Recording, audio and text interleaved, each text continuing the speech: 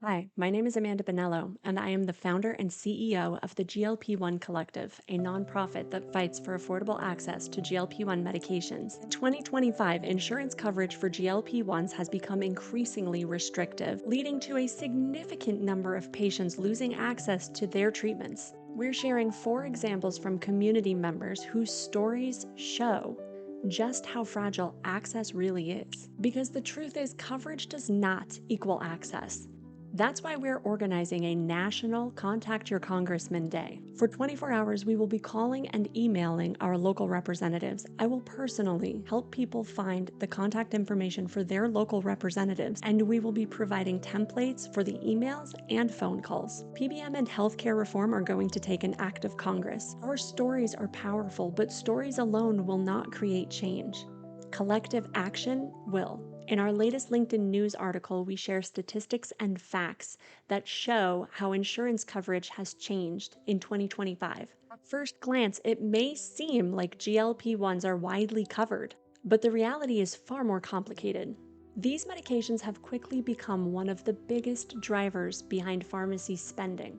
And employers are feeling the pressure. 96% of employers say that they are concerned about the long-term financial impact of GLP-1 use across their health plans. However, even when employers want to offer GLP-1 coverage, some of them are running into different barriers. They can't find a formulary that even includes GLP-1s as an option. We spoke with one employer who described combing through every available plan, only to realize that not a single one listed GLP-1s for weight loss. I did not know that you were trying to get it covered through insurance as an employer and Oh couldn't. yeah. That's Oh yeah. incredibly powerful. I'm saying, like, the insurance companies and PBMs are the problem. And they're like, no, it's the employer. Sometimes it's the employer. In my situation, and a lot of people, especially in like skilled trades who use ADP because it's a cheaper workers' comp insurance rate, because for small businesses, workers' comp insurance in a construction industry is astronomical. That is all we can afford. Like, we go out of business if we didn't use them. And they put you in a broker situation where you have to couple your health insurance and your comp with them. So it's like, yeah, I'm stuck. And like I said, I know at least 3 of my other employees are on this medication, and I'm like, I would be covering this. I would pay the extra money if they'd allow me to, but they don't even have an additional rider I can add on for weight loss coverage or anything GLP-1 related unless you have a type 2 diagnosis. I said to ADP, because we just had our renewal, I said, do any of the plans you offer, because we're with Aetna right now, any of the other suppliers have GLP-1s and weight loss coverage in them? I will go with them. Give me the price points and I will enroll my entire staff in that ability. And they said they're too expensive. None of them are adding that on. And I specifically asked, can we pay extra for an additional rider to add on to the current policy? And they said no. ADP does not allow it. And they're a big corporation, you know? So across the board, and I can't even imagine how many companies they service. What does it say if it's too expensive for the actual insurance companies? Yeah, exactly. But they want us to pay. Yep, exactly. Yep. This shows that the barriers to access go beyond what most people assume. It's not always the employers who are unwilling. Sometimes they are just as trapped by limited formularies and restrictive policies. The hurdles to getting these medications are on a whole nother level, and this reflects a growing trend across the country. Insurance plans are quietly shifting, and the result is fewer options, more restrictions, and less clarity. But these aren't abstract policy shifts. They're disrupting real lives. Patients are being pulled off of treatments that actually worked for the first time, and providers are left helpless, forced to watch their patients suffer. As one Washington Post investigation reported, patients are navigating what one obesity specialist called an absolutely insane maze of insurance denials, cost barriers, and constant policy shifts. Even experienced providers are struggling to keep up with the constantly changing coverage rules, and patients without system knowledge are often forced to give up. Amanda was devastated when her insurance company abruptly pulled coverage January 2025. So I just want to clarify the timelines. You were trying to get on this medication through your PCP, right? And they would not let you have it. My fertility doctor couldn't prescribe it. They had me go to my primary. My primary wouldn't prescribe it. They told me years prior that I should just get bariatric surgery. So then I went to my endocrinologist, who also declined to fill the prescription. I was going through all of these doctors, and then finally, when my fertility doctor's like, well, we know a weight loss specialist. She has been helping people who cannot get access to the medication because their doctors won't. And they're like, I don't understand why doctors are doing this. They're just not prescribing it. And why they would prescribe me tell me to go see a bariatric surgeon instead. Like, I went to a weight loss specialist first appointment. She goes, you meet all the criteria. That weight loss specialist was one that got me on the medication. She put in the order for it. And then it took months after that because insurance kept denying it. And then they finally did approve it. And then I had to wait because there was no medication available. They called all the pharmacies within like a whole 30-mile radius. Nobody had it. So I had to wait. And then finally, all of a sudden, I get a text message one day, hey, your meds are ready. I'm like, wow, finally. It only took like 6 months, but I finally got them. It took me a year to get the meds from when she asked me to get the meds. So it'd be 9 months. I started it in June and I've been taking it up until this point. I have one shot left. My insurance has removed all weight loss medications from my health insurance formulary as of January. So I got a 3-month supply just before they cut me off. So I'm on my last shot. Zepbound has just been life-changing for me. I was devastated. It's emotional because I finally found something that helped. And now I have to have it taken away.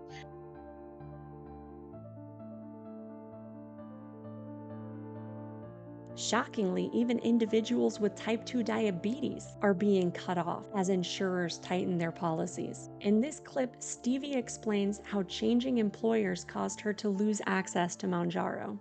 Unfortunately, guys, I've got some really crappy news. Make this as short as I can and to the very point. My appeal was denied. Decision upheld for not being on the formulary drug list, and my PCP really went to bat for me and really stepped up to the plate when my endocrinologist wouldn't on. Even though there's laws in my state protecting me, or supposed to protect me, for continuity of care in Washington state, they just don't seem to really care, even though that's been conveyed by my PCP to them. But okay, so now this is the next steps. Before I get into the next steps, peer-to-peer that we all so much, Hail Mary kind of thing, guess what? I don't get one. Nope. According to their policy, which was not conveyed nor communicated to me effectively, that once you start the appeal process, that is off the table apparently, which I'm just gonna have to bring everyone in on this. If you're a provider, if you work for an insurance company, all the above. I've never heard of that. I have been working in healthcare for over 10 years, and to the best of my knowledge, it's where you go through the appeal process first, and then the last Hail Mary is the peer-to-peer. They're telling me that's off the table. And these are my options, which are second appeal step. When I asked exactly what they were looking for, just documentation, a lot of it. I'm like, she gave that to you? But okay, I guess we're gonna have to bring out graphs and charts and just oh my, all of it. That gets denied, which, by the way, let's not kid ourselves at this point. It probably will. So then if that's the case, then it goes to a third appeal, and then that is handled by an independent committee. And I have to call my insurance up and ask for an IRO packet, which is a independent review organization apart from my insurance. So those are my only options. And if that gets denied, hell, let me tell you something. I'm SOL. Yeah. Though I haven't been very successful with significant weight loss, it has made me a controlled diabetic. It has helped my PCOS and regulating my menstrual cycles, and helping my hormones. All of this was conveyed to the insurance, but they just don't seem to care. Don't know what my next steps are after that. I've reached out to my provider and I've told her that, what's happened and what the next steps are. So we'll take it from there. Keep in mind, I only have a month and a half left of my medicine, and this has already been drawn out since March. You can do the math on that one. More than half of the people who could benefit from these medications lack reliable access. And even when coverage exists, it often comes with strings attached. 83% of commercial insurance plans require prior authorization, step therapy, or both for GLP-1s prescribed for weight loss. Patients are trapped in vicious cycles of delays, denials, and appeals, which is postponing care, risking relapse, and putting their health in jeopardy. And step therapy protocols often place a significant financial and logistical burden on patients. These fail first protocols can result in increased out of pocket costs, frequent healthcare visits, and lost productivity due to time away from work. The impact that this has is more than just an inconvenience. It is harmful. Nearly 1 in 3 physicians say step therapy has led to serious patient health consequences, including hospitalization and permanent disability. Step therapy doesn't just delay care, it often denies it altogether. And for GLP-1 medications specifically, the roadblocks are even steeper. This isn't about responsible cost control. It's about rationing care. Many patients never make it through the system. They're forced to restart failed treatments, fight appeals, or give up entirely. Some regain weight, lose control over their diabetes, or face new complications. These findings underscore the need for more patient-centered approaches in healthcare policy, ensuring that cost containment strategies do not come at the expense of patient well-being and access. Over 19 million commercially insured Americans still have zero coverage for GLP-1s prescribed for weight loss. But for those who do have insurance, affordability remains a barrier. A real-world study by Truvita confirmed what patients already know: cost stops care. 12.8% of patients discontinued GLP-1 treatment not because it wasn't working, but because they simply couldn't afford to continue. Making matters worse, the FDA has ended emergency authorization for pharmacies to compound exact copies of semaglutide and tirzepatide. This decision removes a lower-cost alternatives that millions of patients relied on. Meanwhile, manufacturers have declared that the GLP-1 shortage is over, but availability does not equal access. With compounded medications restricted, patients have lost a critical safety net, and nothing has taken its place. If the FDA is firm on limiting compounded alternatives, then the burden shifts squarely to manufacturers and insurers. Prices must come down, or coverage must expand, because the current system is failing. But while policymakers stall and access crumbles, patients aren't staying silent. Across the country, people are sharing their stories, pushing back, and demanding change. One woman is fighting for everyone. Christy Turner never expected to become an advocate, but when her school district's benefits plan abruptly cut off her access to the life-changing medication that her doctor prescribed, she refused to accept it quietly. I am currently on Zepbound. I started on the tirzepatide through Mochi, and then they got my PA approved. Our insurance covered it last year. So I was very vocal with talking to the administration, saying, hey, you know what, the fact that you guys are covering these weight loss meds, like I sent thank you notes, I sent so many emails.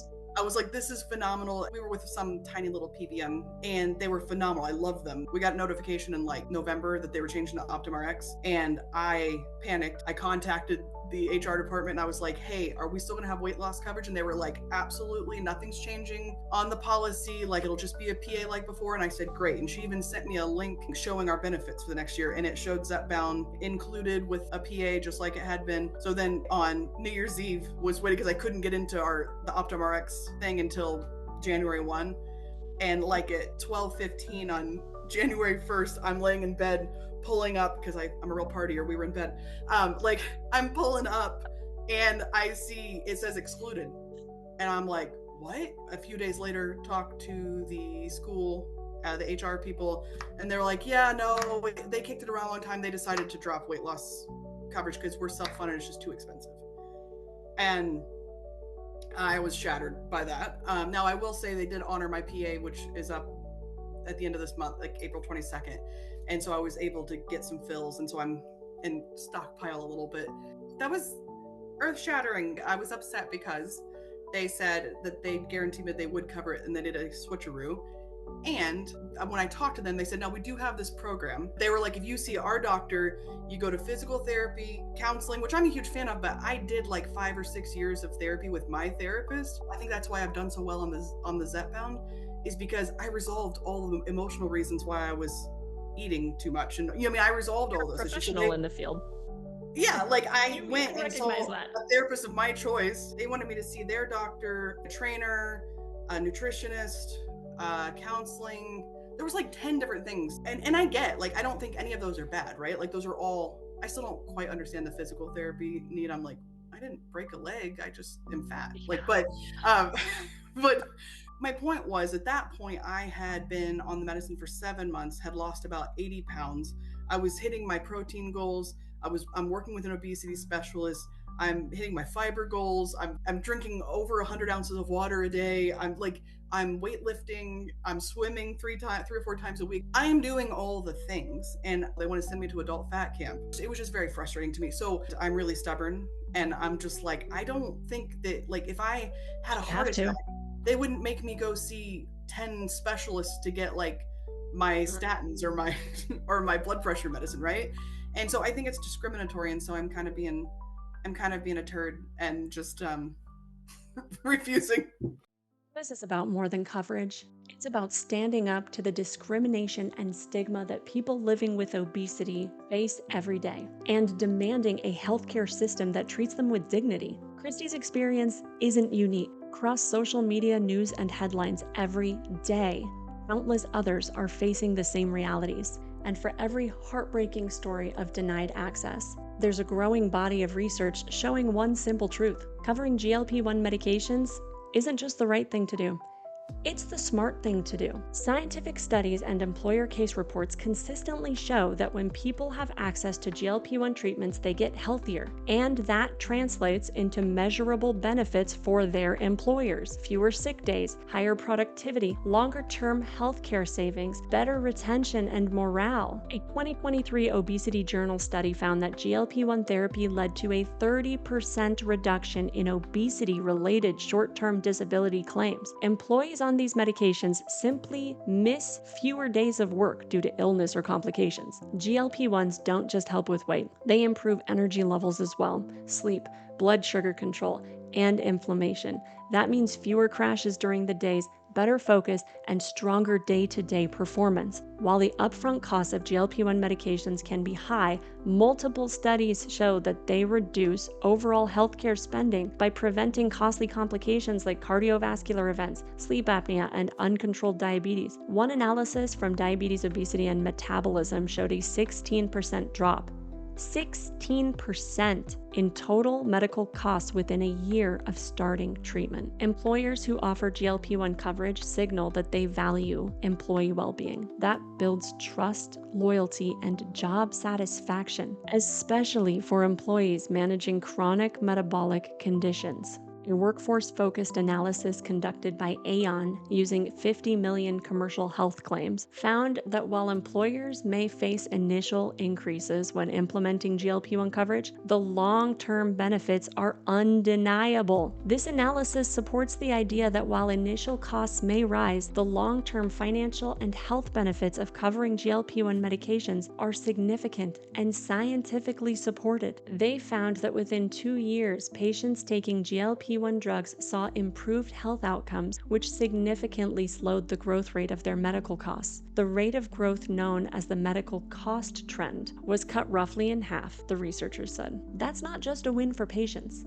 That's a win for employers, insurers, and the healthcare system as a whole. This case is clear. So why are people still being cut off? The data alone isn't enough. That's why the GLP-1 Collective is launching a coordinated Contact Congress Day, a nationwide effort to demand action and accountability. Congress has the power to ensure fair access, to reform PBMs, and to address medication affordability. But this isn't just about medication. It's about equity, dignity, and quality of life.